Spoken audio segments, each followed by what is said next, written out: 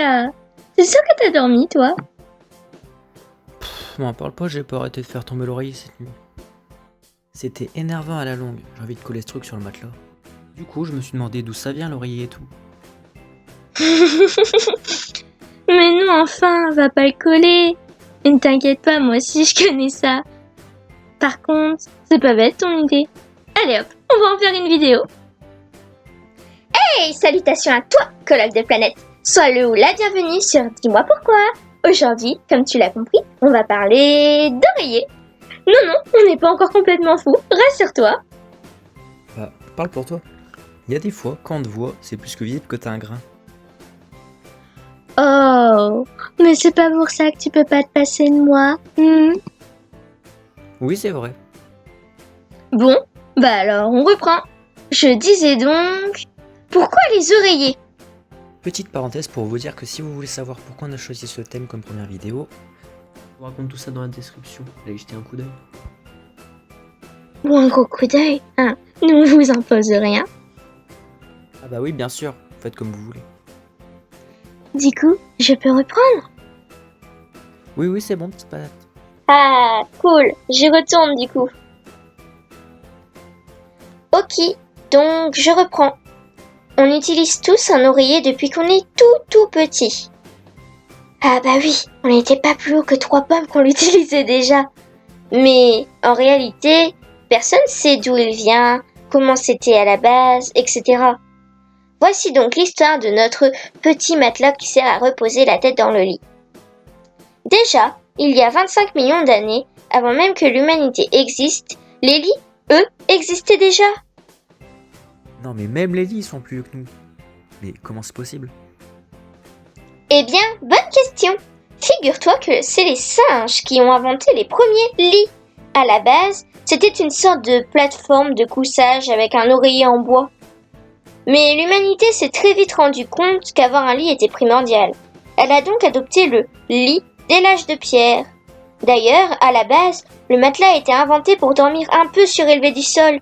C'était un de leurs divers tours qu'ils avaient dans leur sac pour sécuriser leurs 8 heures de sommeil magique. Comme ça, nos ancêtres évitaient les courants derrière les saletés et les divers parasites. Cette vidéo met en avant le pourquoi de l'oreiller. Mais, si le sujet a piqué votre curiosité, on vous a mis dans la description un lien pour plus d'informations sur l'évolution du matelas. Ah oui, c'est vrai, j'étais tombée sur ça pendant mes recherches. Bien, du coup je reprends. Les oreillers ont commencé à ressembler un peu plus à ce que nous connaissons aujourd'hui au moment de l'Antiquité. Ils étaient d'abord utilisés par les classes supérieures, et déjà en Égypte, on en a retrouvé dans des tombeaux. La Chine a ensuite intégré des sophistications aux oreillers avec de belles décorations, ce qui est devenu au fur et à mesure un art. Mais étonnamment, les Chinois s'en servaient comme coussins décoratifs. On les trouvait sur des bancs à l'intérieur comme à l'extérieur, et parfois même au sol, et non comme des oreillers pour soutenir la tête.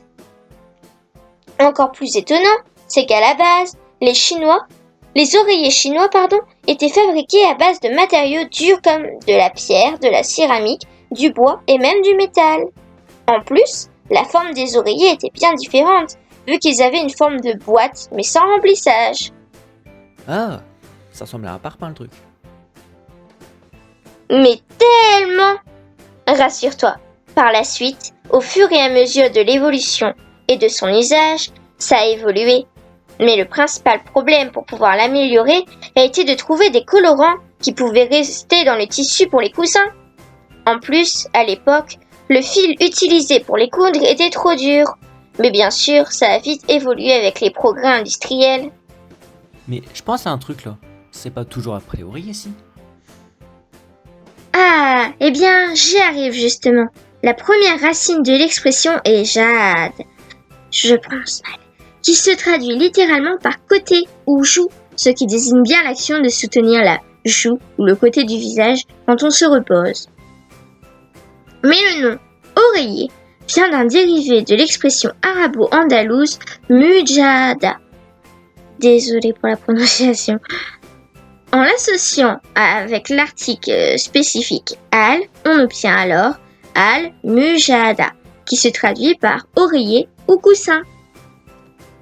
C'est cool tout ça, mais je me pose une question. Dis-moi donc, cher Skyd. Eh bien, cher Lumpy, je voudrais bien savoir ce que fait ce mec depuis le début de la vidéo.